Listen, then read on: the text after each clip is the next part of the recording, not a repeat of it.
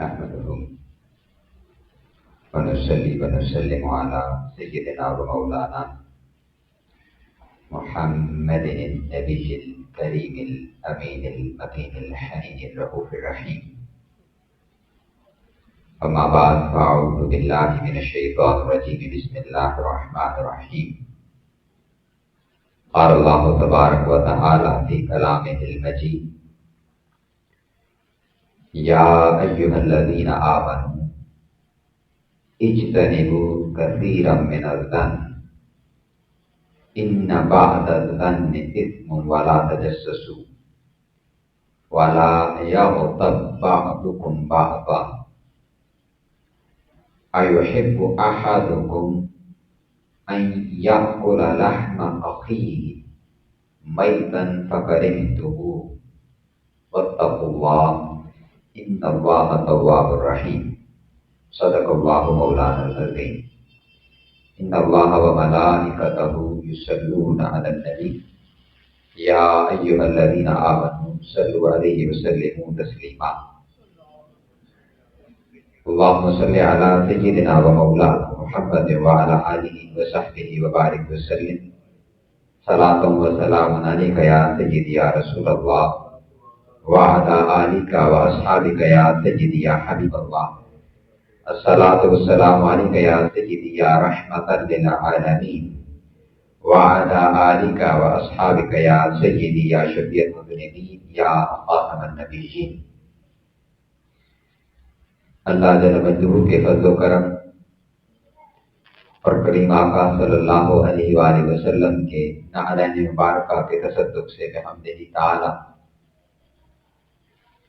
جمعۃ المبارک کے اس عظیم بابرکت دن اللہ رب العزت کے گھر میں اس کے حضور سجدہ ریز ہونے کے لیے اور اس کا اور اس کے پیارے حبیب صلی اللہ علیہ وآلہ وسلم کا ذکر کرنے اور سننے کے لیے ہم آج ایک مرتبہ پھر اس عظیم بابرکت دن اور اس کی انتہائی بابرکت گھڑیوں میں یہاں پر حاضر اور موجود ہیں۔ آج کی ہماری اس نشست کا مضمون اور موضوع یہ سورہ حجرات کی آیات کریمہ میں نے آپ کے سامنے تلاوت کی ہے۔ سورہ حجرات جو 26ویں پارے کی آیت سورت مبارکہ ہے، یہ پوری سورت آداب پر مشتمل ہے، یعنی ہمیں ادب سکھاتی ہے۔ اس کے دو حصے ہیں۔ ابتدائی طور پر پہلا حصہ وہ ادب رسالت پر ہے، یعنی اس کی پہلی آیت کریمہ سے لے کر جو اس کا سب سے پہلا مضمون اور عنوان ہے وہ ادب رسالت ہے۔ آقا علیہ السلام کی بارگاہ کا ادب کیا ہے؟ تو آقا علیہ السلام کی شان کا ہم تصور کریں کہ اللہ رب العزت کی ذات خود ہمیں حضور کی بارگاہ کا ادب سکھا رہی ہے۔ آقا علیہ السلام کی بارگاہ کا ادب کہ ہم آقا علیہ السلام کی بارگاہ میں حاضر ہوں، حضور کی خدمت میں ہم نے سلام عرض کرنا ہے، تو اس کے آداب کیا ہیں؟ حضور کی حاضری، حضور کی مجلس کے آداب کیا ہیں؟ وہاں آوازیں کتنی رکھنی ہیں، کیسے آپس میں گفتگو کرنی ہے؟ اور اس کا اگر آقا علیہ السلام کی بارگاہ کی بے ادبی ہو جائے تو اللہ رب العزت نے فرمایا ان تحبط اعمالکم وانتم لا تشکرون، یعنی زندگی کے اندر نیکی کے بہت سارے اعمال ہوں گے، وہ اعمال جمع کر کر کے ہم نے بہت پہاڑ بھی بنا لیے ہوں گے، اور ہمارا یہ بھی تصور ہو سکتا ہے کہ میں زندگی نیکی پر، دین کی راہ پر، شریعت پر، اللہ رب العزت کے احکام کی پاسداری پر گزار رہا ہوں، یعنی ہمارا تصور یہ ہو۔ لیکن غلطی سے بھی آقا علیہ السلام کی بارگاہ کی بے ادبی ہو گئی، اللہ پاک فرماتا تم ساری زندگی شریعت پر عمل کرتے رہو، تم نمازیں، حج، روزہ، زکات یہ سب کچھ کرتے رہو، میرے معبود کی بارگاہ کی ادنا سی گستاخی، اس کی سزا یہ ہے کہ ان تحبط اعمالکم، وہ تمہارے بڑے بڑے اعمال کے پہاڑ ضائع کر دیے جائیں گے۔ اور صرف سزا یہاں پر ختم نہیں ہے، جو اس میں اصل سزا ہے وہ یہ ہے وَأَنْتُمْ لَا تَشْعُرُونَ، اعمال ضائع بھی ہوں گے اس حال میں کہ تمہیں شعور اور خبر بھی نہیں ہوگی کہ میرے اعمال ضائع ہو چکے۔ یہ بڑی سزا ہے کہ انسان کو راستہ ہی نہ ملے کہ وہ توبہ کر سکے۔ اس پر حضور سیدی شیخ الاسلام ڈاکٹر محمد طاہر القادری دامت برکاتہ عالیہ آپ کا یہ موقف ہے، اور اسی موقف کو آپ نے پاکستان میں جب قانون توہین رسالت بنا، تو یہ بھی میں عرض کر دوں کہ یہ جو پاکستان میں قانون توہین رسالت ہے، جس کے مطابق گستاخ رسول کی سزا موت ہے، یہ جو اتنا قانون ہے صرف کہ اس کی سزا موت ہونی چاہیے، اس کا جو پروسیجر ہے اس کی بات میں نہیں کر رہا کہ اس کا پروسیجر کیا ہوگا، کیسے ہوگا، عدالتوں میں اگر اس پر بحث ہوتی ہے، کیسے ہوتی ہے، گرفتاری ہوتی ہے نہیں ہوتی ہے، FIR کٹتی ہے، یہ پورا پروسیجر ہے۔ میں اس پروسیجر کی بات نہیں کر رہا، یعنی سیلف یہ قانون کہ گستاخ رسول کی سزا موت ہے، اس کو اسٹیبلش کرنے پاکستان کے قانون کا حصہ بنوانے والی شخصیت کا نام شیخ الاسلام ڈاکٹر محمد طاہر القادری۔ آپ نے 18 گھنٹے کے دلائل دیے اس کے اوپر، اور اس کو اسٹیبلش کیا اور ثابت کیا، بلکہ پھر آپ اس پر مزید وضاحت اور صراحت فرماتے ہیں، اور آپ فرماتے ہیں کہ میرا اس میں موقف یہ ہے کہ ایک تو گستاخ رسول کی سزا نہ صرف موت ہے بلکہ گستاخ رسول کی توبہ بھی قبول نہیں ہے، وہ اس آیت کے مبارکہ کی ذیل اللہ رب العزت فرمانا ہے وَأَنْتُمْ لَا تَشْعُرُونَ، تمہیں اس کا شعور بھی نہیں ہوگا۔ اس کا معنی یہ ہے کہ یعنی جس بندے کو یہ خبر ہی نہ ہو کہ میں نے کوئی ایسی غلطی کی ہے تو لا محالہ وہ اس غلطی کی معافی بھی نہیں مانگے گا۔ اس کا معنی یہ ہے ادھر اعمال ضائع پڑے ہوئے، یعنی سب نیکیاں سب کچھ برباد ہو گیا، اور ادھر اس ضائع ہونے اور بربادی کی خبر بھی نہیں کہ اس پر معافی مانگ سکے، توبہ کر سکے۔ آپ فرماتے ہیں یہ اتنا بڑا جرم ہے کہ اللہ رب العزت اس کی سزا یہ رکھی ہے کہ ایسے شخص سے توبہ کا حق بھی چھین لیا جاتا ہے۔ یہ آقا علیہ السلام کی بارگاہ کے ادب کی بات ہو رہی۔ تو سورہ حجرات میں ابتدائی طور پر اللہ رب العزت نے خود آقا علیہ السلام کی بارگاہ کا ادب سکھایا ہے۔ اس کے بعد اس سورت کا جو دوسرا حصہ ہے وہ آداب معاشرت ہے، کہ ہم زندگی گزارتے ہوئے ایک دوسرے کے ساتھ میل جول کے اندر، ایک دوسرے کے ساتھ جب ہم نے تعلقات قائم کرتے ہیں، ایک دوسرے کے ساتھ لین دین کا معاملہ کرتے ہیں، صبح و شام اٹھتے بیٹھتے ہیں، گفت و شنید کرتے ہیں، مجالس کرتے ہیں، تو ہماری ان مجالس کی کیفیت کیا ہونی چاہیے؟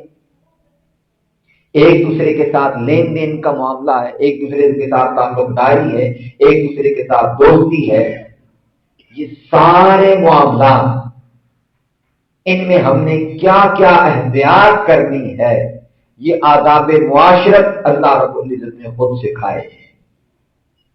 اس کی ابتدا یہاں سے فرمائی کہ سب سے پہلے منع فرمایا کہ ایک دوسرے کو برے القابوں سے نہ بلا، برے ناموں سے نہ بلا، اس سے منع فرمایا کہ ہم ایک دوسرے کے مخصوص نام نہ رکھیں، اس نام سے ایک دوسرے کو نہ بلائیں، یہ پہلی چیز ارشاد فرمایا۔ پھر اس کے ساتھ فرمایا کہ یہ جو ہماری ذاتیں اور قبیلے ہیں ان میں ہم ایک دوسرے کو بڑا چھوٹا نہ جانیں، ہم یہ تصور نہ کر لیں کہ جو فلاں ذات ہے یہ اعلیٰ ذات ہے، اور فلاں ذات اور فلاں قبیلے کے لوگ یہ کم ذات لوگ ہیں اور یہ چھوٹی ذات اور قبیلے کے لوگ ہیں۔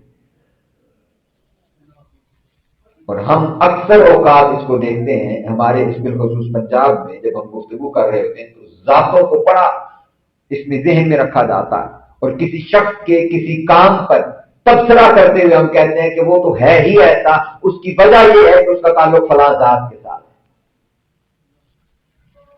تو ہم تحقیر کرتے ہیں۔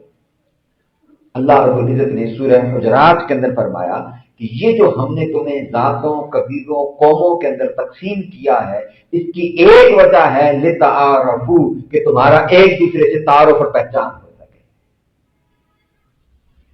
اور یہ اللہ رب العزت کا فضل بھی ہے ہمارے اوپر۔ آپ دیکھیں کہ ایک ہی فرد وہ سارے کام نہیں کر سکتا، ایک ہی فرد، یعنی اگر معاشرے کے سارے ہی لوگ اچھا پڑھ لکھ جائیں، سارے ہی لوگ بڑی اچھی وائٹ کالر جاب یا بزنس شروع کر دیں، تو پھر حجامت کون بنائے گا معاشرے کے اندر؟ پھر کٹنگ کون کرے گا؟ خط کون بنائے گا؟ پھر اسی طرح جوتے ہیں تو ان کو کون سلائی کرے گا؟ جوتے بنائے گا کون؟ ہم یہ تصور کرتے ہیں کہ وہ جو جوتے گانٹنے کا کام ہے، جس کو ہم نارملی ہماری عرف زبان میں ہم جس کو موچی کہتے ہیں، تو یہ کام شاید کوئی کم تر کام ہے، نہیں، کسی صورت میں بھی نہیں۔ یہ ایک جاب ہے، ایک کام ہے، جیسے کوئی بھی دوسرا شخص کوئی اپنا روزی اور رزق کمانے کے لیے کوئی بھی کام کرتا ہے، اس میں کسی کی ذات کم نہیں ہو جاتی۔ اس میں ہمارا قصور یہ ہے کہ ہم جو ایک پرانے کلچر کے ساتھ زندہ ہیں، اسلام سے پہلے جو ہمارے آباء و اجداد جس مذہب پر یہاں پر تھے، اور اس پرانے کلچر کا جو یہاں پر اثرات ہیں، شاید یہ تعلیمات اس مذہب کی بھی نہ ہوں۔ یہ ایک کلچرل سی چیز ہے ہمارے ہاں کہ ہم نے کچھ ذاتوں کو کمی سمجھا ہوا ہے بائی ڈیفالٹ ان کے کام کی وجہ سے، تو ایسا ہرگز نہیں۔ اللہ پاک فرما رہا ہے یہ محض تمہارے تعارف کے لیے۔ اور میں عرض کرتا جب سیدہ عائشہ صدیقہ رضی اللہ تعالی عنہا فرماتی ہیں، آقا علیہ الصلوۃ والسلام کا معمول یہ تھا کہ حضور گھر تشریف لاتے اور گھر کے کاموں میں ہمارے ساتھ شریک ہوتے، یہاں تک کہ اپنے کپڑوں کو پیوند حضور خود لگاتے، اور اپنے جوتوں مبارک کو، نعلین مبارک کو اگر وہ ٹوٹ جاتے تو آقا علیہ الصلوۃ والسلام خود ان کی مرمت فرمایا کرتے۔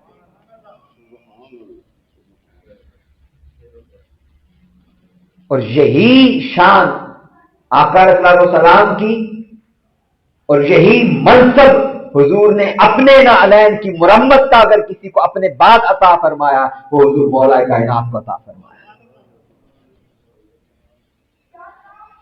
کہ ایک روز آقا علیہ الصلوۃ والسلام خود اپنے نعلین مبارک مرمت فرما رہے۔ سیدہ عائشہ صدیقہ رضی اللہ تعالی عنہا فرماتی ہیں میں سوت کاٹ رہی تھی، گھر میں چرخہ چلا رہی تھی، تو آپ تصور کریے حضور کے گھر کا منظر ہے۔ اب ہمارے ہاں جولاہوں کو بھی، ان کو بھی بہت سب سے کم تر اور عجب بے وقوف اور کم ذات سمجھا جاتا ہے ہمارے معاشرے کے اندر ان کو، اور آقا علیہ السلام کے گھر کا معمول یہ ہے کہ وہاں پر امہات المؤمنین وہ خود چرخہ اور سوت کاٹ رہی ہیں۔ سیدہ کائنات فاطمہ الزہرا سلام اللہ علیہا آپ گھر کے اندر چکی بھی پیستی، چرخہ بھی کاٹتی، کنویں میں سے خود ڈول سے پانی بھی نکالا کرتی۔ اب بتائیے کوئی ذاتوں کا تعلق رہ گیا ان سارے کاموں کے ساتھ کہ ہم کسی کو کم چھوٹا بڑا اور اہمیت دیتے رہیں کہ فلاں کا تعلق فلاں کام فلاں ذات کے ساتھ ہے تو یہ کمی ہے اور یہ اعلیٰ ہے اور یہ کم درجہ ہے۔ بلکہ آقا صلی اللہ علیہ وسلم نے قرب قیامت کی احادیث میں فرمایا، حضور نے فرمایا کہ کسی آدمی کی عزت، ہمارے دور کا نقشہ کھینچتے تھے، حضور نے فرمایا اس کی عزت اس کے شر سے بچنے کے لیے کی جائے، اور ایک جگہ فرمایا کہ کسی شخص کی عزت اس کی دولت کی وجہ سے کی جائے، یعنی اس کو تو پسند نہیں فرمایا آقا علیہ السلام، جس کو ہم باعث عزت سمجھتے ہیں کہ فلاں بڑے پیسے والا ہے تو یہ اعلیٰ ذات کا مالک ہے، یہ عزت والا ہے، نہیں۔ اللہ رب العزت نے ارشاد فرمایا کہ تم میں سے اللہ کے ہاں پسندیدہ وہی ہے جو اللہ کا تقوی اختیار کرنے والا ہے، جو اللہ کا ڈر اپنے دل میں رکھتا ہے، اپنے کاموں میں، اپنے امور کو سر انجام دینے میں، ایک دوسرے سے میل جول میں، ہر لمحہ اور لحظہ اس کو یہ دھیان ہے کہ میرے مالک، میرے مولا، میرے رب نے مجھے اس کام سے کرنے یا اس سے بچنے کا حکم فرمایا ہے، تو وہ اس ذہن کے ساتھ اور سوچ اور فکر کے ساتھ رہتا ہے۔ تو آقا کریم علیہ الصلوۃ والسلام کا میں ذکر عرض کر رہا تھا آپ کی خدمت میں کہ سیدہ عائشہ صدیقہ رضی اللہ تعالی عنہا خود سوت کاٹ رہی ہیں اور فرماتی ہیں کہ آقا علیہ الصلوۃ والسلام آپ اپنے نعلین مبارک مرمت فرما رہے، یہاں تک کہ آپ کے پیشانی مبارک سے پسینے کے قطرے نمودار ہونا شروع ہو گئے، اور اس پر آپ فرماتی ہیں کہ میں جب آقا علیہ السلام کے چہرے انور کو دیکھا تو میں نے یوں محسوس کیا کہ گویا نور چمک چمک کر آقا علیہ السلام کے چہرے انور سے باہر آ رہا ہے، اور میں اس پورے نور میں گم ہو گئی، مبہوت ہو گئی۔ فبہت تو آپ فرماتی ہیں کہ میں مبہوت ہو گئی، گم ہو گئی اس کے اندر۔ تو آقا علیہ السلام نے جب دیکھا کہ عائشہ صدیقہ جو ہیں وہ اپنا چرخہ کاٹنا بھول گئی ہیں اور مجھے ہی دیکھ رہی ہیں، اور اس طرح دیکھ رہی ہیں کہ وہ ڈوب گئی ہیں، کھو گئی ہیں، انہیں دنیا جہان کی خبر نہیں ہے، تو آقا علیہ السلام نے متوجہ کرتے ہوئے فرمایا کہ عائشہ تمہیں کیا ہو گیا؟ مالک یا عائشہ، عائشہ آپ کو کیا ہوا؟ آپ کہاں کھو گئی ہے؟ آپ کو کس چیز نے کھو دیا ہے؟ عرض کیا کہ یا رسول اللہ، میں آپ کے چہرے انور کو دیکھ رہی تھی اور آپ کی پیشانی مبارک پر میں نے جب یہ پسینے کے قطرے دیکھے اور یہاں سے نور نکلتا دیکھا تو ابو کبیر حجلی کا شعر میرے ذہن میں آیا۔ میں اس کا شعر سوچ رہی تھی کہ اس نے جو شعر اپنے محبوب کے لیے کہا تھا، در حقیقت اس کا اصل میں ساتھ وہ آپ کی ذات مبارکہ ہے۔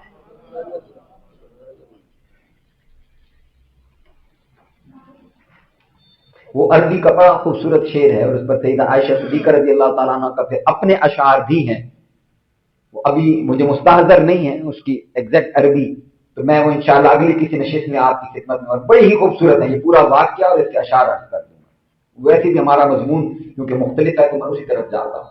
پھر ایک حدیث مبارکہ میں آقا علیہ السلام نے حضور مولا کائنات کے بارے میں ارشاد فرمایا چند چیزیں، ان کی شان اور ان کی فضیلت بیان کی، تو صحابہ کرام نے عرض کیا کہ یا رسول اللہ یہ باتیں کس کے بارے میں ہیں؟ حضور نے فرمایا وہ تم میں سے بیٹھ کر وہ جو جوتے کاٹ رہا ہے یہ اس شخص کی شان ہے، اور وہ ذات حضور مولا کائنات کی ذات۔ میں یہ باتیں صرف اس لیے عرض کی، یعنی یہ کام دنیا کے اندر کرنے والا کوئی چھوٹا بڑا نہیں ہوتا، اس سے کسی کی بڑائی عظمت کا تعلق نہیں ہے۔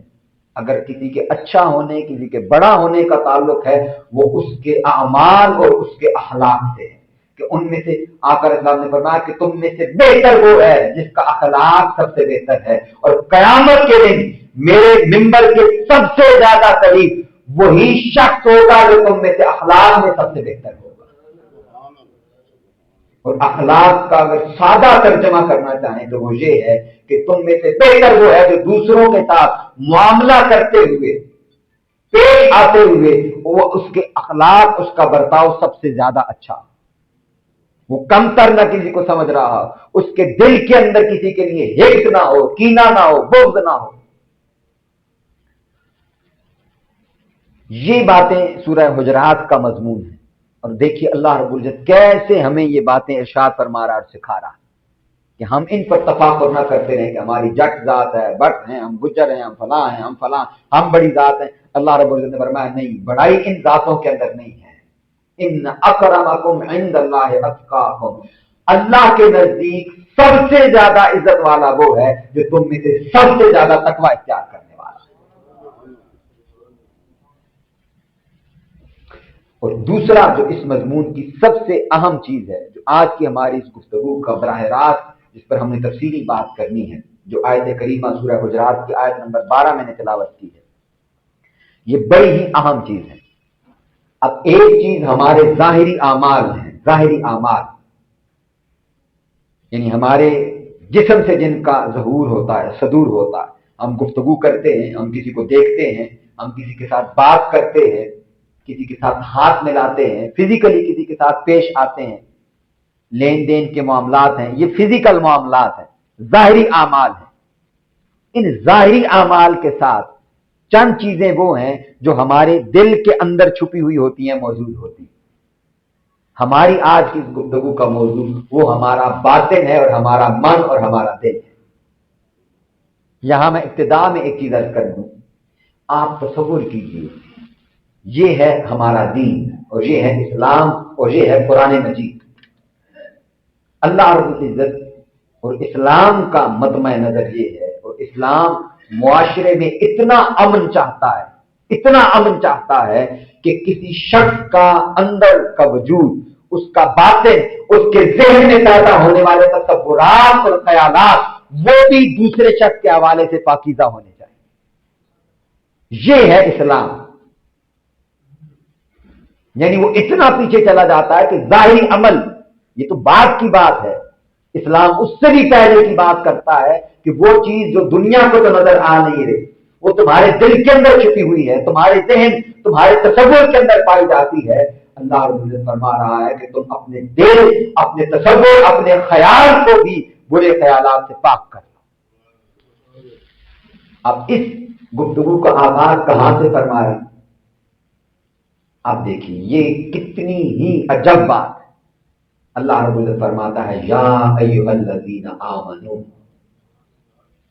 پہلی بات تو یہ ہے کہ یہ خطاب ہی صرف مومنوں کو کیا ہے۔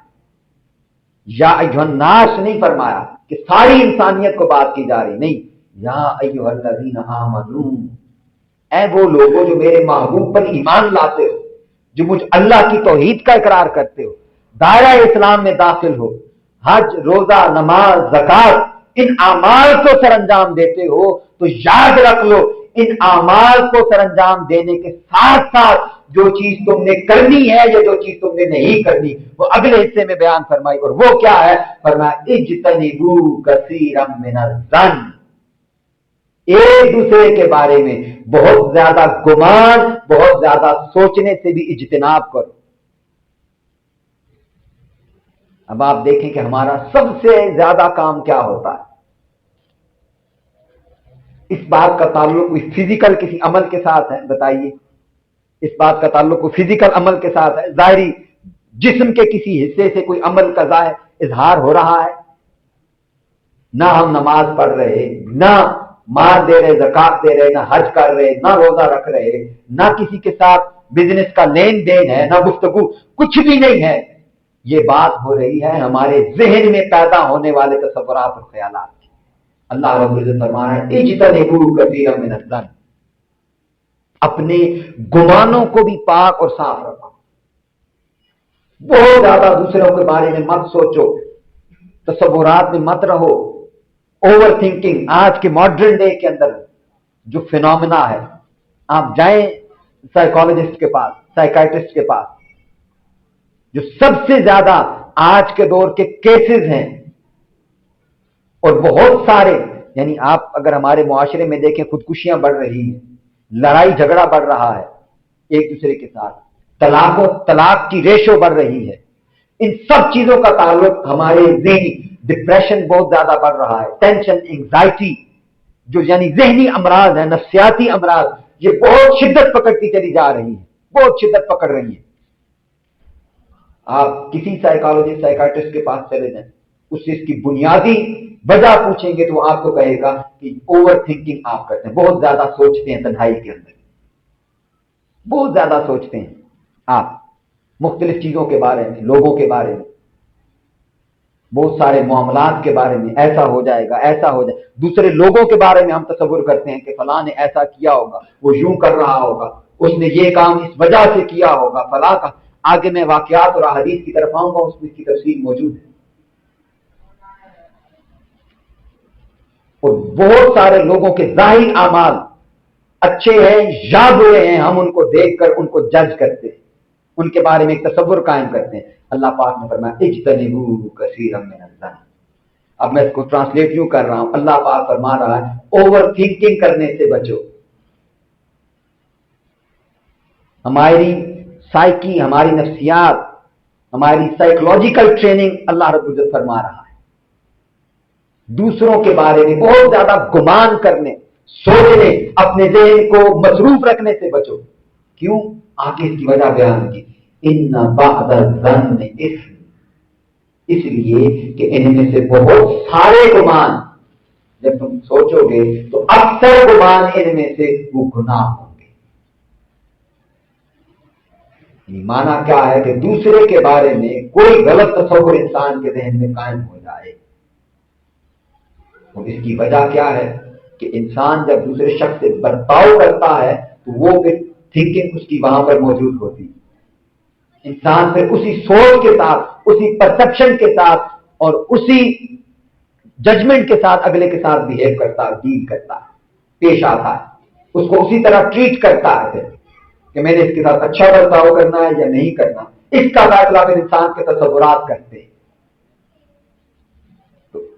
دین کی تعلیم یہ ہے کہ یہ فیصلہ ہم نے نہیں کرنا کہ ہم نے اس کے ساتھ اچھا سلوک کرنا ہے یا برا سلوک کرنا ہے. دین کی تعلیم یہ ہے کہ ہم نے ہر حال میں دوسرے کے ساتھ اچھا سلوک کرنا ہے، حسن خلق کے ساتھ پیش آنا ہے. اس کے لیے فرمایا کہ اجتنبوا کثیرا من الظن. آگے چلیں تو فرمایا ولا تجسسوا. اب یہ بھی بڑی اہم بات، اور اس پوائنٹ پر تو ہماری سوسائٹی میں کبھی کسی کا دھیان ہی شاید نہیں گیا ہوگا. یہ بھی کوئی کام ہے کرنے والا، اور دین نے اس کی بھی تعلیم دے رکھی ہے. اور وہ کیا ہے؟ فرمایا ولا تجسسوا. لوگوں کے کاموں کے حوالے سے تجسس میں نہ پڑو، تو نہ لگاؤ کہ یہ آج کل کیا پلاننگ کر رہا ہے، یہ کس چکر میں ہے، یہ کون سا بزنس کرنے جا رہا ہے، اس نے وہاں کھڑے ہو کے اس سے کیا بات کی ہے، اس کی خبر مجھے معلوم ہو، وہ فلانا کس سے مل کر آیا ہے، کیا کہہ کر آیا ہے، کیا کرنے جا رہا ہے. ولا تجسسوا. یہ سارے کام کرنے کی تمہیں ضرورت نہیں.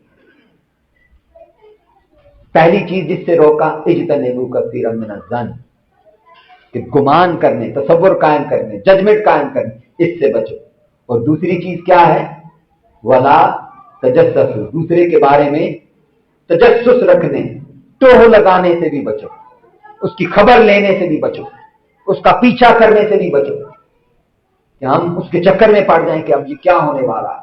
بالخصوص ہماری مائیں بہنیں جو خواتین ہیں، شادیوں پر جب ہم جائیں تو کوئی دوسری خاتون جس کے ساتھ ہماری نہیں بنتی اور وہ کسی خاتون کے ساتھ بیٹھی ہو، کھڑی ہو، ہم یہاں پر اپنے ذہن کے اندر اب اس نے یہ کہا ہوگا، اس نے اس کو ایسے کیا ہوگا، اسی وجہ سے وہ ہنس بھی رہے تھے، میرے پاس آئے تو مجھے اس نے یوں کہا، تو وہ اسی وجہ سے ہوگا کہ انہوں نے آپس میں یہ کیا ہوگا. وہ ہم ان کی نیتوں کے بارے میں تصور قائم کرنا شروع کر دیں. آپ ایک چھوٹا سا میرا ایک سوال ہے آپ کی خدمت میں، بتائیے کسی شخص کے جو ظاہری اعمال ہیں، دوسرا شخص، کیا ہم اس کے جواب دہ ہیں؟ بتائیے. اور نہ اس کے عمل کے جواب دیں. اب اگلا سوال، اس شخص نے کیا سوچا ہے اور کیا بولا ہے، کیا ہم اس کے بھی جواب دیں؟ تو ہمیں اس بات کی پریشانی لینے کی حاجت اور ضرورت ہے. ہم کیوں خود کو اینگزائٹی کا اور ڈپریشن کا شکار کرتے رہے؟ ہم کیوں خود کو ڈپریشن کا شکار کرتے رہے، ٹینشن کا شکار کرتے رہے، میڈیسن لیتے رہے، رات کو نیند ہی نہ آئے، کربٹ بدلتے رہے ساری رات، نماز میں توجہ نہ ہو، تلاوت میں توجہ نہ ہو، تلاوت کرنے کے لیے بیٹھے پورا ایک دو سپارے پڑھ جائیں اور بڑی خوشی کے ساتھ اٹھیں کہ آج میں نے 2 سپاروں کی تلاوت کی ہے. پتہ چلے کہ تلاوت 2 سپاروں کی ہے، وہ سارے کام میں دھیان کہیں اور مصروف تھا. وہ بھائیوں کے ساتھ، وہ کزنوں کے ساتھ، وہ چچا تائے کے ساتھ، وہ ماموں کے ساتھ، مالی جائیداد کے معاملات، مزدوروں کے ساتھ، فلانے کے ساتھ معاملات، اس میں ہی ہم اتنا مصروف رہے کہ ہمیں خبر ہی نہ رہی کہ ہم 2 سپارے تلاوت کر رہے. نماز ساری مکمل ہو گئی، پتہ ہی نہیں چلا کہ کیا پڑھا ہے. کیوں؟ کہ ذہن اوور تھنکنگ کے اندر مصروف تھا. اب اس سے آگے چلیں. ابھی اس کی تفسیر میں تو ہم گئی نہیں کہ یہ احادیث اس پر کیا ہیں، واقعات کیا. ابھی صرف آیت کریمہ کا ترجمہ ہی میں آپ سے عرض کر رہا ہوں. آگے اللہ پاک نے فرمایا وَلَا يَغْتَبْ بَعْضُكُمْ بَعْضًا. یہ وہ گناہ ہے جو ہمارے معاشرے میں اب گناہ تصور ہی نہیں کیا جاتا. فرمایا کہ ایک دوسرے کی پیٹھ پیچھے برائی کا ذکر نہ کیا کر، اس کی غیبت نہ کیا کر. برائی آگے میں بلکہ میں ابھی عرض کر دیتا ہوں. ایک حدیث مبارکہ آقا علیہ السلام کے گھر میں حضور کے امہات المؤمنین ازواج میں سے ایک تشریف لائیں. وہاں پر سیدہ عائشہ صدیقہ رضی اللہ تعالی عنہا تشریف فرما تھی. تو بشری تقاضے کے مطابق جو انسان ہے، انسان سے یہ کام سرزد ہو جاتے ہیں. یہ صرف نبی ہے جو ان چیزوں سے پاک ہوتا ہے، باقی اس سے نیچے کوئی انسان اس کو بارے میں آپ کوئی ایسی عقیدت کا تصور نہ کر لیں کہ اچھا اس نے ایسی بات کر دی. ہاں 100% کر سکتا ہے. میں ایک جملہ عرض کر رہا ہوں، مائنڈ نہیں کیجیے گا اس کو. صحابہ کرام سے یقینی طور پر گناہ ہوتے تھے. ہاں ہم ان کو آقا علیہ السلام کی نسبت کی وجہ سے ان گناہوں کا تذکرہ یا ان کو گناہ گار نہیں کہتے، ان کی تحقیر نہیں کرتے. یہ بات میں نے اس لیے عرض کی ہے کہ ہم کو ایسا تصور نہ کر لیں کہ اچھا اس نے بھی یہ کام کر دیا تھا، یا علامہ صاحب نے ایسی بات کر دی بھی، اس نے فلانا کام کیا تھا یا اس سے ایسا کام ہو گیا تھا. وہ سب انسان ہیں بشمول ہمارے. اللہ کے نبی کے بعد جتنے لوگ ہیں ان میں سے ہر ایک سے غلطی بھی ہو سکتی ہے اور گناہ بھی ہو سکتا ہے. تو ہم اللہ کے نبی کے بعد کسی کو بھی گناہ سے مبرہ نہ سمجھیں اور غلطی سے بھی مبرہ نہ سمجھیں.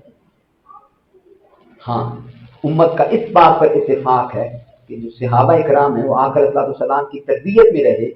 ان میں سے کسی ایک کی فرد کی بھی نیت پہ شک نہیں کیا جا سکتا کہ اس نے یہ کام جو اصل وجہ ہے جس کی وجہ سے گناہ متصور ہوتا ہے وہ بدنیتی ہے.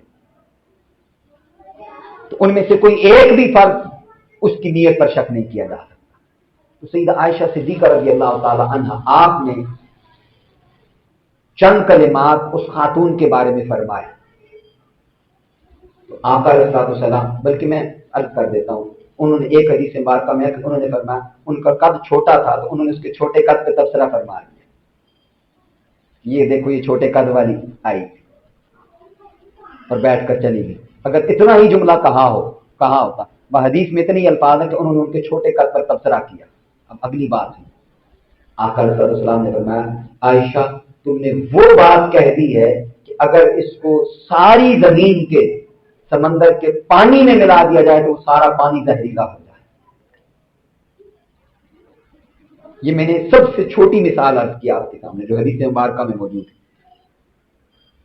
یعنی صرف ان کے قد پر تبصرہ فرمایا. تو اس کو بھی آقا علیہ السلام نے فرمایا کہ ہم کسی شخص کا اگر عیب جوئی کر رہے ہیں, اس کی شخصیت کے اندر عیب تلاش کر رہے ہیں, تو گویا ہم اس کی برائی کر رہے ہیں اور غیبت بیان کر رہے ہیں. دین نے اس تبصرے سے بھی منع فرمایا. کجا یہ کہ کسی کی رنگت کے حوالے سے, کسی کی ظاہری شخصیت کے, ہمارا اس سے کوئی لینا دینا ہی نہیں ہے کہ وہ کیسا دکھتا ہے, وہ کیسا اٹھتا ہے بیٹھتا ہے. آپ خود سوچیں, ہم نے کبھی اس بات پر توجہ ہی نہیں دی کہ ہماری جو زندگی کے جتنے کام ہیں, اٹھنا بیٹھنا کھانا پینا بزنس کرنا بچوں کی تربیت کرنا, اس سارے کام میں کسی دوسرے شخص کے چھوٹے بڑے موٹے ہونے کالا گورا ہونے کا کوئی عمل نقل ہے؟ کوئی ہے بتائیے. تو ہم کیوں اس چیزوں پر سوچتے ہیں یا آپس میں تبصرہ کرتے رہتے ہیں؟ ہماری پوری زندگی میں سارے کام کا کوئی لینا دینا ہے ہی نہیں. ہاں اگر ہے تو اس صورت میں ہے کہ اگر ہم اس میں ملوث ہوں تو یہ کام سراسر گناہ کا کام ہوگا. اللہ کے حضور یہ گناہ لکھا جائے, اس کو غیبت تصور کیا جائے. اور آگے غیبت کو اللہ رب العزت نے پھر فردر ڈیفائن فرمایا ہے. فرمایا کہ یہ غیبت ہے کیا؟ ایحب احدکم. اب یہ میں نہیں آپ سے سوال کر رہا, یہ قرآن سوال کر رہا ہے اور آپ نے اس کا جواب دینا ہے. قرآن کہہ رہا ہے, یہ آپ سے قرآن پوچھ رہا ہے, ایحب احدکم, کیا آپ میں سے کوئی یہ بات پسند کرتا ہے کہ ان یاکل لحم اخیہ میتا, کہ وہ اپنے مردہ بھائی کا گوشت کھائے؟ بتائیے ہم میں سے کوئی پسند کرتا ہے یہ بات کہ اپنے بھائی کی قبر کھودے اور اس کا گوشت وہاں سے کاٹ کے کہے کہ آج میں اس کی کڑھائی بناتا ہوں؟ کوئی اس بات کا تصور کر سکتا ہے؟ کوئی یہ بات پسند کرتا ہے؟ بولیے. اللہ پاک فرماتا ہے فَكَرِهْتُمُوهُ, یہی جو کام آپ نے کیا, ناپسندیدگی کا اظہار کیا نا سب نے. آپ دیکھیے یہ ہے قرآن مجید.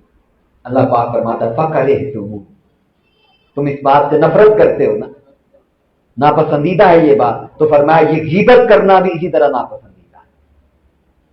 جیسے ہم نے ابھی ناپسندیدگی کا اظہار کیا کہ اللہ توبہ توبہ استغفر اللہ, کون ایسی تصور کرے گا اور سوچے گا کہ اپنے بھائی کا میں گوشت اس کی قبر کھود کے کھاؤں؟ اللہ پاک فرما رہا ہے دوسرے بھائی کی غیبت کرنا, یہ جتنا تم اس کو ناپسند کر رہے ہو کہ مردہ بھائی کا گوشت کھاؤ, یہ غیبت کرنا یہی ہے. واتقوا اللہ, سے اللہ سے ڈرو. اور آگے دیکھیں انسان ہے بتقاضۂ بشری, اس سے یہ کام ہو جاتے ہیں.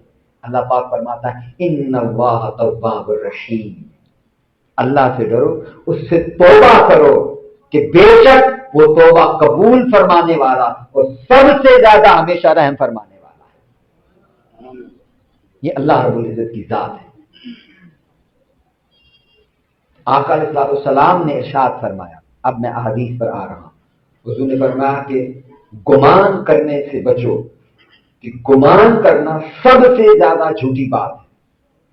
اور तजस्सुस ना करो, किसी शख्स के हालात को जानने की कोशिश ना करो, किसी से हसद ना करो और किसी की पीठ पीछे बुराई ना करो, किसी से बोझ ना रखो। और आखिरी जुमला सुने, अल्लाह पाक ने फरमाया, अल्लाह के बंदो भाई भाई बन जाओ। कि जैसे इंसान भाई है और अपने भाई का कभी बुरा नहीं सोचता, और आज के दौर के हवाले से मैं कहूंगा जैसे दो छोटे भाई होते हैं, दो छोटे भाई, बड़े होकर तो फिर हमारे माली मामलात और दीगर चीजें दरमियान में आड़े आ जाती हैं। जैसे ये दो छोटे भाई बैठे हैं, ये भाई कुरान कह रहा है कि ये बन जाओ। ये हर हाल में एक दूसरे की मुहाफजत करते हैं, प्रोटेक्शन करते हैं, इस फिक्र में रहते हैं कि मेरे भाई को कोई परेशानी ना हो, उसको कोई नुकसान ना पहुंचाए। वो उसके खाने पीने का ख्याल रखते हैं, उसके उठने बैठने सोने जागने का ख्याल रखता, उसकी तकलीफ उसकी खुशी उसकी गमी का ख्याल रखता, उसको नुकसान पहुंचाने से खुद को भी बचाता और दूसरे को पहुंचाने से भी महफूज रखता। तो आका अलैहिस्सलाम फरमा रहे, अल्लाह पाक ने फरमाया कि अल्लाह के बंदो फिर इस अंदाज के अंदर भाई भाई बन जाओ। आका अलैहिस्सलाम ने फरमाया किसी मुसलमान के लिए जायज नहीं है कि वो 3 दिन से ज्यादा अपने भाई को छोड़े रखे। यानी ये जायज ही नहीं है बात कि कोई नाराजगी हुई, बतकादा बशरी इंसान को गुस्सा आ सकता है, वो वक्ती तौर पर आ गया, इसको एक्नॉलेज किया है दीन ने और आका अलैहिस्सलाम ने कि ये ऐन बशरी तकाजा है कि आपको किसी की बात ना पसंद आए और गुस्सा आएगा वक्ती तौर पर, तो ये एक नाराजगी है, बिल्कुल जायज बात। लेकिन फरमाया कि उसको 3 दिन से ज्यादा तूल ना, वक्त गुजरा, गुस्सा ठंडा हुआ, अब क्या करो, अब पलट करो भाई के पास जाओ, उससे राब्ता करो। इस इंतजार में हम ना बैठे रहे। ये जो हमारे मुआशरे का है कि नहीं वो क्यों नहीं आया मेरे पास, वो छोटा है उसको आना चाहिए था, इस बात का जवाब उसने देना है। हमने इस बात का जवाब देना है कि मैंने इसको रजामंद करने के लिए और इस सुलहजोई के लिए मैंने कदम उठाया था या नहीं उठाया, उसने किया था या नहीं, ये उसका अमल है, वो जवाब देगा। मैंने उठाया था या नहीं सुलह का कदम, इसका जवाब दे मैं। हम इस फिक्र वो क्यों नहीं आया, उसकी गलती थी, वो मुझसे छोटा है, उसने क्योंकि ऐसा कहा था, क्योंकि उसने ऐसा, उसको आना चाहिए था। नहीं, मेरे लिए हुक्म ये है आका अलैहिस्सलाम का, और वो जिनका हम नारा लगाते हैं, और यहां अभी मैं बात करूं तो फौरन नारा बुलंद हो जाए कि आका अलैहिस्सलाम की बारगाह पर हमारी जान भी कुर्बान है, और बिल्कुल है, 100% है।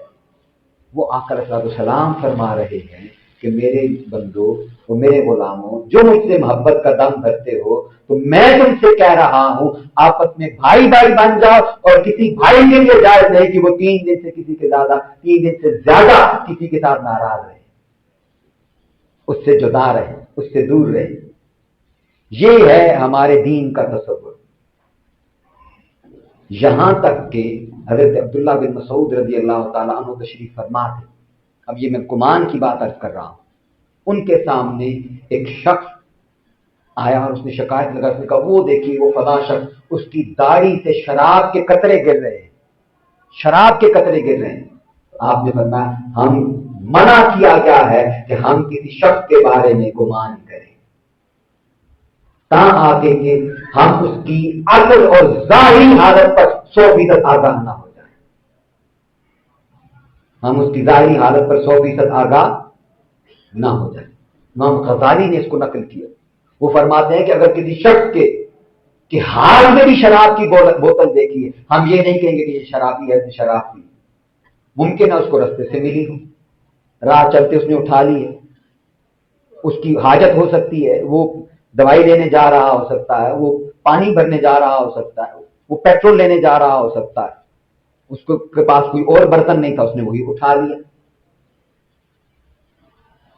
फिर आगे फरमाया कि अगर किसी के होंठ भी बता रहे हो और उसके मुंह से भी खुशबू आ रही हो कि इसने शराब पी है, तो फिर भी हम ये नहीं कहेंगे कि इसने शराब पी है। ऐन मुमकिन है कि वो हकीम हो, उसने दवा देने के लिए या चखने की गर्ज से उसको टेस्ट किया हो कि वाकई इस बोतल के अंदर शराब थी या नहीं।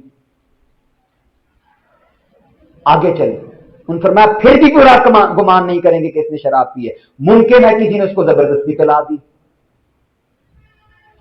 ये है हमारा दीन कि हर हाल में दूसरे के हवाले से बुरा सोचने से हमने बचना है। अब आगे चले, एक स्टेप और आगे बढ़ते हैं। हमने किसी को 100% کوئی برا کام عیب گناہ کرتے ہوئے ہم نے دیکھ لیا, کوئی جرم کرتے ہوئے دیکھ لیا, اور ہم نے اپنی آنکھوں سے دیکھا ہے کہ فلاں نے یہ کام کیا, اب کیا کریں؟ اب تو ہم کہہ سکتے ہیں کہ جب تو ہم نے خود دیکھا ہے, ہماری آنکھوں کے سامنے اس نے یہ عمل سر انجام دیا, اب کیا کریں؟ آقا علیہ السلام نے ارشاد فرمایا, اگر کسی کا عیب دیکھو اس کے عیب پر پردہ پوشی کرو. جو دنیا میں کسی کے عیب کی پردہ پوشی کرے گا, اللہ رب العزت قیامت کے دن جس دن حساب ہونا ہے اور دنیا کے سامنے سب کے اعمال کھولے جانے ہیں, اللہ رب العزت ایسے شخص کے عیبوں اور گناہوں پر پردہ ڈال دے گا. تو ہم نے کسی کو 100% کوئی گناہ کا کام کرتے دیکھ بھی لیا, کسی کی برائی اپنی آنکھوں سے بھی دیکھ لی ہے, تو اس کو نشر نہیں کرنا. آقا صلی اللہ علیہ وسلم نے صحابہ کرام کی مجلس میں فرمایا کہ ایک دوسرے کی غیبت سے بچو. صحابہ کرام نے کہا یا رسول اللہ غیبت کیا ہے؟ حضور نے فرمایا غیبت یہ ہے کہ تم اپنے مسلمان بھائی کی پیٹھ پیچھے اس کی برائی بیان کرو. صحابہ کرام نے کہا یا رسول اللہ اگرچہ یہ کام اس میں پایا جاتا, وہ عیب, وہ برائی, وہ گناہ کا کام اس شخص کے اندر موجود ہو, پھر بھی حضور نے فرمایا ہاں اگر وہ عیب اس میں پایا جاتا ہے اور اس کی غیر موجودگی میں اس کے پیٹھ پیچھے یہ بیان کیا جا رہا ہے, فرمایا یہ غیبت ہے. اور اگر وہ عیب اس میں نہیں پایا جاتا اور اس کی پیٹھ پیچھے ہم بیان کر رہے ہیں, حضور نے فرمایا پھر تو تم نے تہمت لگائی, پھر یہ بہتان ہو گیا. یعنی ہر صورت میں ہم کسی بھی شخص میں کے بارے میں کوئی بھی تبصرہ کرنے کے حوالے سے, اچھائی کے علاوہ کوئی تبصرہ کرنے سے, اللہ رب العزت نے فرمایا اور آقا صلی اللہ علیہ وسلم نے فرمایا کہ اپنے آپ کو محفوظ رکھو, اپنی مجلسوں کو پاک رکھو. جی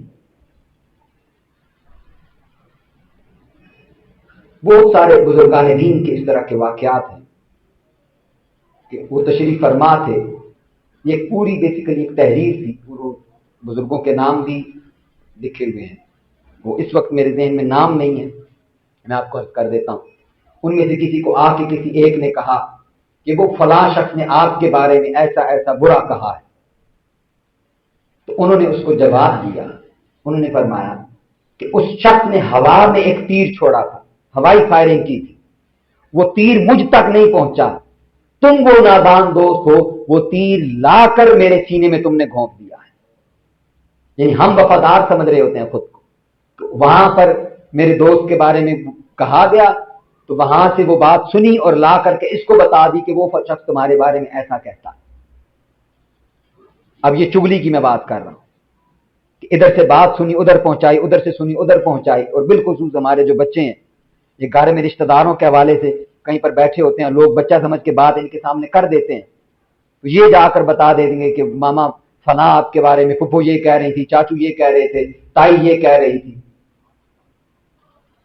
یا والد صاحب کو کہہ دیا, یا ماموں کو, کسی کو بھی کسی کے حوالے سے کوئی بھی بات کر دی. دوستوں کے اندر ہم بیٹھے ہوئے ہیں یا محلے داری کے اندر ہم بیٹھ کے یہ کہہ دی کہ او جی میں فلاں جگہ بیٹھا ہوا تھا, فلاں نے آپ کے بارے میں یہ کہا ہے. اب مجھے بتائیں کہ ہم جب یہ کام کریں گے, اس پورے کام سے کوئی خیر نکلنی ہے؟ دو لوگوں کا آپس میں رویہ کیا ہو جائے گا؟ پازیٹو ہوگا یا نیگیٹو ہوگا؟ تو ہم نے خیر کا کام کیا. بولیے اگلی بات سنیے. ایک اور بزرگ, ان کو کسی نے آ کسی طرح کہا, وہ شخص نے آپ کے بارے میں ایسے برا بھلا کہا, آپ کو گالیاں دی. انہوں نے اس کو کہا کہ شیطان کو تجھ سے زیادہ اچھا ڈاکیا کوئی نہیں ملا تھا, تم شیطان کے قاصد بنے ہو اور اس کی بات لا کر کے مجھے سنا دی. پھر تیسرے بزرگ کے بارے میں آتا ہے کہ اسی طرح ان کے بارے میں کسی نے کہا اور آ کر اس نے چگلی کی. انہوں نے کہا کہ اللہ کے بندے, میرا ذہن اس شخص کے حوالے سے خالی تھا, پاک تھا, تم نے میرے ذہن کو اب مشغول کر دیا ہے. اب میں ذکر, اذکار, نماز, روزہ و تلاوت, وہ جس کا ذکر میں پہلے کر چکا, پر میں اب تم نے میرے ذہن کو مشغول کر دیا, اب میں اسی کے بارے میں سوچتا رہوں گا, جس کو قرآن نے کہا وَلَا تَجَسَّسُوا اور اجتنبوا كَثِيرًا مِنَ الظَّنِّ. اور سیدنا امام جعفر صادق علیہ السلام آپ کے بارے میں انہی بزرگوں میں سے کہ آپ کو جب کسی نے آ کر کے ایسا کہا تو آپ کی شان کیا ہے, تصور کیجیے. آپ سیدنا امام جعفر صادق علیہ السلام آپ فرماتے ہیں, ان کو جب کسی نے آ کر کے کہا وہ فلاں شخص آپ کے بارے میں اس طرح کہہ رہا ہے, آپ نے فرمایا اگر تو وہ کہنے والا سچا ہے کہ میں اسی طرح ہوں جیسا وہ کہہ رہا ہے, تو اللہ مجھے معاف فرمائے کہ میں اپنے ان عیبوں کو دور کر دوں. اور اگر کہنے والا جھوٹا اور مجھ میں وہ عیب نہیں پائے جاتے، فرمایا پھر اللہ رب العزت کی بارگاہ میں دعا ہے کہ اللہ پاک اس کو معاف فرمائے۔ اب یہ وہ لوگ ہیں جن کا ہم دم بھرتے ہیں، جن سے محبت کا اظہار کرتے ہیں، ہم جن کے عرس سیلیبریٹ کرتے ہیں، جن شخصیتوں کے ساتھ ہم اپنے آپ کو ایسوسیٹ کرتے ہیں، تو آپ پوری ایمانداری سے بتائیں کہ کیا ان کے ساتھ ایسوسیشن صرف یہی ہے کہ ہم کہیں کہ ان کا ہم نے عرس منایا اور ان کی فلاں کرامتیں؟ ان کی اصل کرامتیں یہ ہے کہ ان لوگوں نے ہمیں اپنا کریکٹر اور کردار دیا ہے کہ یہ کردار ہے۔ میں عرض کر دوں کہ یہ جتنے ان میں سے بزرگان دین ہیں وہ اپنی کرامتوں کی وجہ سے اللہ کے ولی نہیں ہیں، اور روئے زمین پر کوئی شخص کرامت سے اللہ کا ولی نہیں بنتا، اور کوئی دین میں شریعت میں کرائٹیریا ہے ہی نہیں یہ والا۔ پوری زندگی کسی شخص سے ایک چھوٹی سی بھی کرامت ظاہر نہ ہوئی، ایسا نہیں ہے کہ وہ اللہ کا ولی نہیں ہوگا۔ اللہ کے ولی ہونے کی شرط یہ ہے کہ وہ اللہ اور اس کے رسول کے بتائے ہوئے طریقے پر اس طرح چلتا ہے کہ وہ ان باتوں پر عمل کرے کہ جو اللہ نے حکم دیا اور آقا علیہ السلام نے تعلیم فرمائی۔ یہ ہے ولایت۔ ولایت کا تعلق کوئی جبہ دستار سے نہیں ہے، یا کسی بڑے خاندان کی اولاد ہونے سے نہیں ہے کہ وہ فلانے کی اولاد ہیں تو وہی اللہ کے ولی اور پیر اور بزرگ ہوں گے، یا فلاں شخص ہے تو اس کا اتنا بڑا امامہ ہے اور اس کا فلاں لباس ہے اور وہ فلاں گدی سے تعلق رکھتا ہے، تو ایسا ہرگز اس طرح کا کوئی تصور دین میں نہیں ہے۔ دین میں تصور یہ ہے ان اکرمکم عند اللہ اتقاکم، جو اپنے فرائض ادا کرے، نوافل ادا کرے اور اخلاق کے اندر اللہ کی مخلوق کے ساتھ سب سے اچھا برتاؤ کرے، اللہ رب العزت کو وہی شخص محبوب اور محب ہے۔ وہ ہم میں سے ہی کوئی شخص ہو سکتا ہے جو ان تعلیمات کے اوپر عمل کر رہا ہے، جس کا دل اللہ کے لیے خالص ہے، جس کا کسی فرد کے ساتھ جھگڑا نہیں ہے، اس کے دل کے اندر کسی دوسرے اپنے مسلمان بھائی کے لیے کوئی عیب جوئی، کوئی حسد، کوئی بغض، کوئی کینہ، کوئی غیبت، کوئی بہتان بازی، کوئی برے تصورات نہیں ہیں۔ یہ ہیں اللہ کے ولی کے اوصاف۔ اور اللہ کے ولی کا معنی کیا ہے؟ ولی کہتے ہیں دوست کو، اور دوسرا معنی ہے قریب ہونے کو، یعنی وہ شخص جو ان اچھے اخلاق کی وجہ سے اللہ کے زیادہ قریب ہو جاتا ہے۔ اور اس کو ولایت کیا ملتی ہے؟ ولایت کا پھر آگے ترجمہ کیا ہے؟ ولایت کا پھر معنی یہ ہے کہ جب وہ دل خالص کر لیتا ہے، صاف کر لیتا ہے، وہ دل سے برے خیالات، تصورات نکال دیتا ہے، دوسروں کے ساتھ یہ جھگڑا اور جتنی چیزیں میں نے عرض کی یہ نکال دیتا ہے، پھر اللہ رب العزت اپنے نور کی تجلیات اس کے دل پر فرماتا ہے۔ پھر یہ وہ مقام ہے جس کو ہم کہتے ہیں کہ جہاں سے، جس کو حدیث مبارکہ میں آقا علیہ السلام نے فرمایا کہ یہ وہ لوگ ہیں کہ اگر اللہ کی قسم اٹھا لے اللہ وہی کر دیتا ہے جو وہ کہہ دیتے ہیں، ان کی زبان سے نکل جاتا ہے۔ اور ہم عرف عام میں اس کو کرامت کہتے ہیں۔ ہم عرف عام میں جس کو کرامت کہتے ہیں، وہ در حقیقت اس ولی کا وہ مقام ہے کہ وہ اللہ کی اتباع میں، آقا علیہ السلام کی سنت کی اتباع میں وہ اس درجے اور مقام تک پہنچتا ہے کہ اللہ پاک وہ اللہ کی اتنی ماننے لگ جاتا ہے کہ اللہ فرماتا ہے اس نے ساری زندگی صرف میری مانی ہے، دنیا میں کسی فرد کے ساتھ اس کا کوئی لین دین نہیں، کوئی تعلق، کوئی واسطہ نہیں، کوئی خوف نہیں، دل کے اندر حسد، بغض، کینہ نہیں ہے، اس کا دل میرے لیے خالص ہے، میری ساری کائنات کا اختیار میں اس کو عطا کر دیتا ہوں۔ اللہ رب العزت کی بارگاہ میں دعا ہے وہ ہمیں ان اعمال پر عمل کرنے کی توفیق عطا فرمائے۔ اللہ رب العزت ہمیں ایک دوسرے کے ساتھ محبت کے ساتھ پیش آنے کی توفیق عطا فرمائے۔ وما علیہ